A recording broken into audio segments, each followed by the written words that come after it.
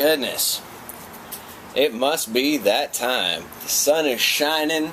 I happen to be hanging out with the people I love to hang out with most, which is you guys.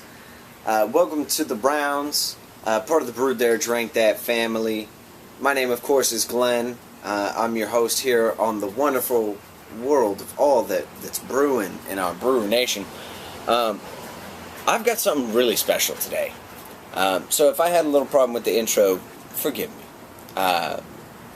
But what I've got here is a fantastic limited edition release from the Brooklyn Brewery. This is the Sorachi Ace, okay? And for those of you not in the know, my heart goes out to you, but I'm not that far ahead of you either. I only just discovered this, and honestly, to think that I've gone this long without drinking this breaks my heart a little bit. It does. A little tear. Sorachi Ace. So, Sorachi is the name of, and I may be pronouncing that wrong, don't quote me, is the name of the hop varietal. This is a single hop saison limited edition release from the Brooklyn Brewery. Sorachi is a New World varietal of hops. It wasn't first grown until 1988 in Japan. Now, post-disaster Japan happens to be an endangered species of hop. It is only, to the best of my knowledge and what I've been told and been able to find out, is only growing in the state of Oregon right now. So once again, big up to Oregon, big up to the Northwest, because we're holding it down. That being said, this comes in at 7.5% alcohol by volume, and I'll be totally honest with you. The IBUs on this one, almost not even a concern. And there's a reason for that. This is truly, truly a unique brew. The primary fermentation was done with a Belgian Pale Ale strain of yeast. Now, this is 100% bottle fermented. So for the secondary fermentation, what they did was add some champagne yeast to kind of kick up the carbonation level. Absolutely phenomenal. As you can see, the champagne yeast has had plenty of effect here on the glass. It's pouring a really thick, rocky, well-structured head.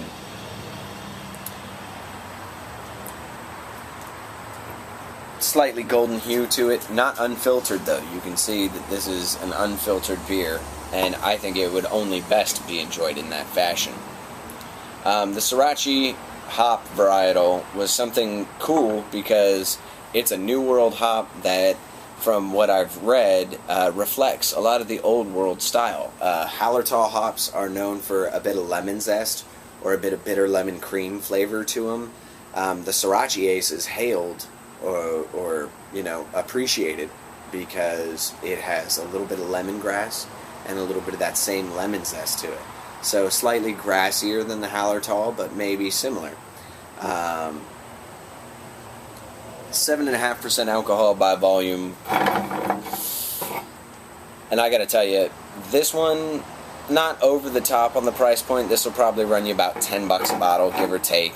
But entirely worth the price of admission. And I'm saying that before I've tasted it because I was lucky enough to have more than one bottle.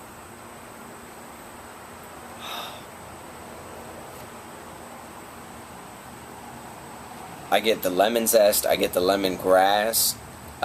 There's almost a cidery aspect that you can get off of champagnes. The only beer that I've ever tasted that was at all remotely comparable to this was Infinium. And I thought, personally, it was high time that somebody put into regular production a beer of that quality. I think it was absolutely phenomenal. And this, probably, if I could be off base, this might actually predate the Infinium. But both are fantastic. They are fine beers to the point of being considered champagnes, and every bit worth the trouble that one has to go through to brew them. Bright, sudsy, just extremely inviting. And for those of you interested in food pairings, because I do get those questions, I'll actually be pairing this today with a Mediterranean salmon. I'm going to be doing a little bit of spinach, feta cheese, some spices, right in the center of a swordfish steak, and broiling those up to perfection to complement the fantastic flavor you get out of this.